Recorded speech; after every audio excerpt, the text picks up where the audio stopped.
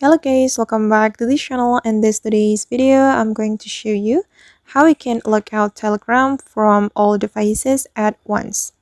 Okay, first of all, we need to open our Telegram application. And after we have our Telegram application opened, we can go to the Telegram setting. Just click on those three lines on the top left. And we're going to open the settings right here. And on the settings, we need to open the privacy and the security. And you have to click on this devices option. And if you want to lock out your Telegram from all devices at once, you can click on the terminate all other sessions right here. And after you click on this option, your Telegram will be locked out from all devices you have logged in. And I guess that's how we can look out Telegram from all devices at once.